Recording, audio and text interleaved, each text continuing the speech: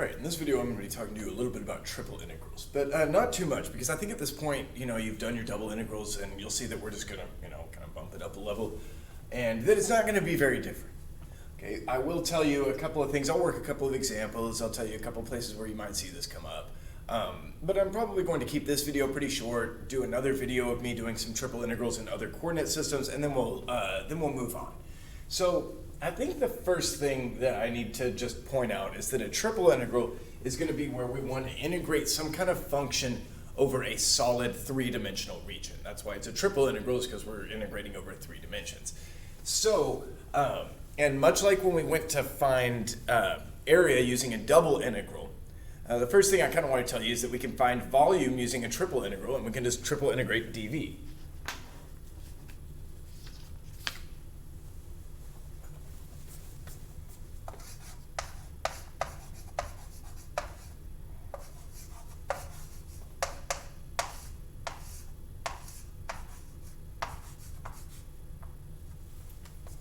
In very much the same way. In setting up our bounds of integration will pretty much give us a framework to work off of and find some sort of volume. And maybe I'll just grab a quick example and do one of those right now. All right, so a nice friendly example for us to start with would be the volume of some kind of section of a paraboloid. Okay, so I've got some kind of paraboloid, the ones that we're really familiar with working with, because mostly they're easy for me to draw a picture of. And I'm going to say maybe that's z equals, I don't know, something like 16 minus x squared minus y squared. Okay, and maybe I'll actually kind of label that as such. Okay, I'm going to say that this is the surface, right? It's actually this whole thing, including the, this and that. But I'm going to call that z equals 16 minus x squared minus y squared. And then I need to also point out that kind of the boundary of this thing is down here at the bottom in the xy plane, which is the plane z equals 0. So maybe I'll actually kind of scratch that in as well. Z is equal to 0 there. Okay, so I'm going to set up my, my triple integral. I'm going to say volume is going to be the triple integral over this region of dv. Now, I didn't mention this earlier, but I don't think it's too much for me to say that you might expect that in rectangular coordinates, dv is going to be dx dy dz, or dy dz dx, or really any order of those. I feel like there's, I suppose, 6 possible orders that you could do this, and, for this one, I think it's probably going to be a pretty obvious order, but, well,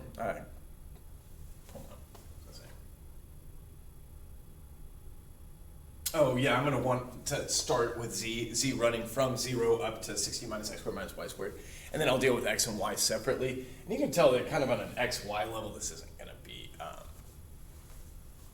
something I need to worry about that much. Okay, so let's see. I'm going to start by, okay, so I'll just say I'm probably going to start with dz, and then, I don't know, dy, and then dx. Doesn't matter. Okay. So what I'm going to do is I'm going to say, well, really what this is equal to, let's probably, I'm going to start from the inside. Okay, say z is running from 0 up to 16 minus x squared minus y squared.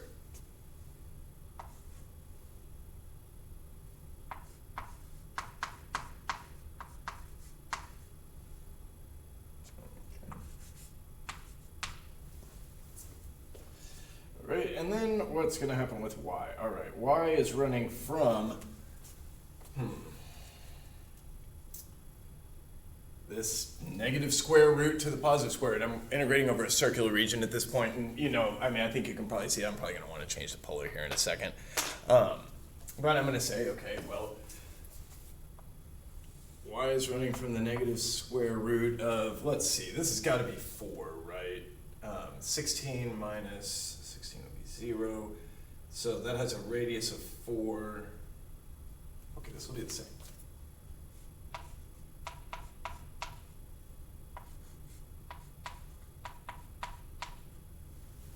Make sure I'm thinking about that right. Yeah, anywhere where x squared plus y squared equals 16, that'll be where z equals 0, and yeah, x squared plus y squared equals 16 is the circle with radius 4. All right, so, and then that's on y, and then on x, we'll just be running from -4 to 4. Okay.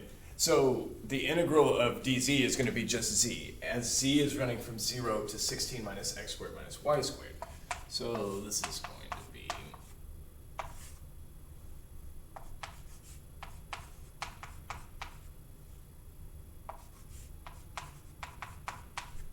okay, and then when I run this through, this will be, okay, 16 minus x squared minus y squared minus 0, but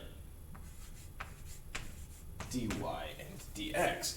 Okay, now, this is definitely kind of what we expected to see, right? We already know how to find a volume using an iterated integral. We just used a double integral, right? We integrated a function over a region. So what we really would have been doing is integrating z equals 16 minus x squared minus y squared over that circular region R that I've shaded in orange, okay? Which is what that would look like. And in the last unit, we switched over to polar because it was circular.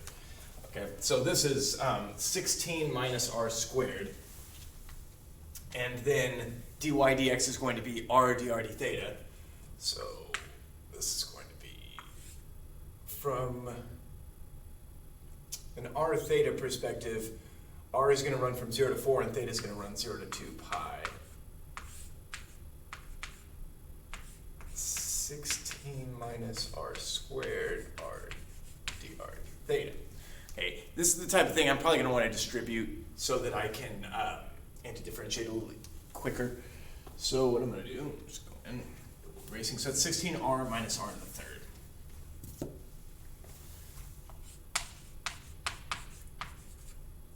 dr d theta. And that's going to be integral from 0 to 2 pi of, all right, so 8r squared minus 1/4 r to the 4th as r runs from 0 to 4. This will actually be pretty convenient here, right? So 8r squared, 4 squared is 16, 16 times 8. Oh, okay. So 16 times 8. Hold on, let me do a little arithmetic before I say something stupid here. All right, after careful consideration, I've got that this thing, when I plug in 4 and when I plug in 0 and I subtract them, I'm going to get 64. Okay. And so this will be the integral of 64, or 64 times the integral from 0 to 2 pi of d theta, and that's just going to be 128 pi. Okay. All right, so that's how we would, find the volume using a triple integral. But, knowing what we know, we could say, well, we could still do this with a double integral. And before I move on to talk about, what other types of things you'll see triple integrals used for, I saw this other example that I know I'm going to assign on the homeworks and on the quiz. That's basically, it's like setting up the triple integral, okay? Which is all, the setup on these is always the hardest part. So what it's going to be is, here's some region I'm going to describe. You set up a triple integral for the volume. Okay, there'll also be the type of problem where it's like, hey, change the order of integration or rewrite this using a different order, which is you'll see is pretty much the same strategy. What I'm going to do is I'm going to, just draw a picture and try to work from that. And then after that, pretty much as far as like the problems go, you have all the tools you need. You know how to run an iterated integral. It's just there's going to be 3 layers of it now. And you're going to be able to do that. You're just going to have to do it on your own. But the last example I want to do for you is the solid in the first octant bounded by the coordinate planes and the plane z equals 5 minus x minus y. Okay, z equals 5 minus x minus y. So this is the upper bound, so it's below this in the first octant. And the first octant is like the first quadrant. It's where x, y, and z are all positive. Okay. So what I'm going to do is I'm going to attempt to draw a picture of this thing. And if it's the first octant, sometimes, when I'm only thinking about that, I want to draw that like really front view to where I'm over here. There's my y-axis, kind of my negative, wait, no, this is my x-axis, pardon me. I would normally draw this as the negative territory of my y-axis, but this is a front view. So this is positive x. that's positive y, and there is z. So 5 minus x minus y, that's not a very straight zx, so I'm going to draw that again. 5 minus x minus y is the type of thing that's going to start at z equals 5, where x and y are 0. Should be sensible. And then it's going to go down as x and y increase, right, which is just all we're seeing here in the first octant. So I'm going to go over here, maybe I'll get some color.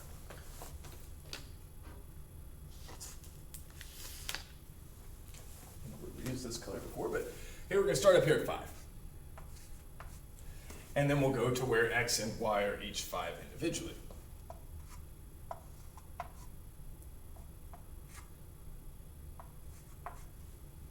Okay. And I think because it's a plane, and we know that the equation of a plane in space is going to be linear in x and y, it shouldn't be too much of a surprise that these are going to be connected with lines. Okay. But I will also point out while I'm at it that if we think about kind of like the edge case, where z equals 0, on the xy plane, well, where z equals 0, that's going to be where, and in fact, I might actually point this out. So for z equals 0, which is the xy plane, like I'm saying, for z equals 0, I have 0 equals 5 minus x minus y. Okay, so really what we're doing is we're going to try to define the level curve here. And then, but this is also where you see y equals 5 minus x. So it really is going to look like that, I'm just saying that the edge of this plane, or the portion of this plane that sits where z equals 0 is going to be that. Okay, so really what I want is the volume of this tetrahedron. Right? And so I don't think that this will be, too difficult to run. I think that, since I have right here this y in terms of x, that maybe I'll let that be the variable situation. So the volume is going to be, I know it's the triple integral of dv. So just go over here. Okay. And I'm going to say, well, in terms of y is starting at 0 and going all the way up to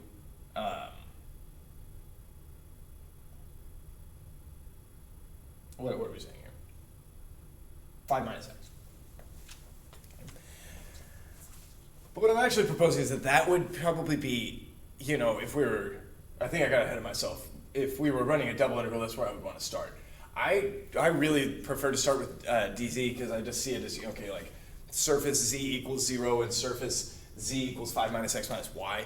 There are other ways, and that's kind of what I'm getting at, is that you can draw this picture and kind of, change your perspective, and then you can get other orders of integration. But that'll be in the practice problems, and I'll let y'all kind of piece through that on your own.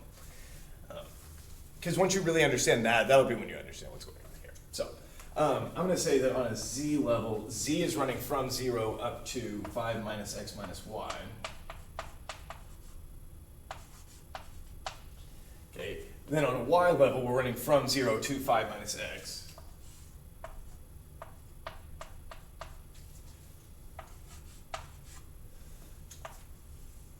And then on x, we're running from 0 to 5. Okay, now, another reason why I chose this example is that kind of the symmetry of it. You see, there's really nothing special about me calling this x or that y or the c, right? It's all 5s. And you can kind of see that the way that these x's and y's can probably be interchanged, right? If I wanted to integrate with respect to x first and z last, I'd probably be, inducing some z's where these x's are in the bounds. Okay, but this is kind of the setup of how we set up a triple integral to represent a volume. We could then go and kind of change our perspective and I don't say reverse the order of integration, but just change the order of integration. This wouldn't be a huge deal because we're just integrating dv, and all of these things are really nice to work with. We can anti-differentiate any of them. But you can see a situation where maybe your integrand is going to be difficult to anti-differentiate, or your region is going to have some ugliness in it, and we could maybe prolong that until later. This is kind of the mechanics of taking a triple integral. Now, why would we want to take a triple integral? You might be wondering. It's kind of like it's kind of like when you had the position, velocity, and acceleration, and you wanted to integrate velocity to find a change in position, or you wanted to integrate an acceleration to find a change in velocity. You're like, well, why would you want to integrate position? Right? Like, why would a person even do that? Well, you would want to integrate a position to find an average position. Okay, so you can use a triple integral to find the averages of things, right? And if you really think and those of you who've taken the physics class, this is kind of where I'm headed with it, but if you think about it, if you have a mass density function over a solid, you can find its total mass by integrating the mass density function over the entire solid, right? Adding up all of the value of the mass density function times a little tiny bit of volume, and then adding all of those pieces up to get the whole volume, or the whole mass on that volume. That's the thing you would want to do. And then, you can kind of take an average of those things, or at least, something that feels like an average value, to get yourself a center of mass and your moments of inertia and things like that. I'm not going to go into that in this video because that's not my field, okay? I'm just showing you how to take the triple integrals, and I'll leave the meaning of that, to your physics class or to wherever you're going to need it. If you're interested in it, I can talk to you about it, during class or some other time. But I think this is actually where I'm going to leave it for triple integration. Just, really the mechanics, the setup. It's no different than double integral.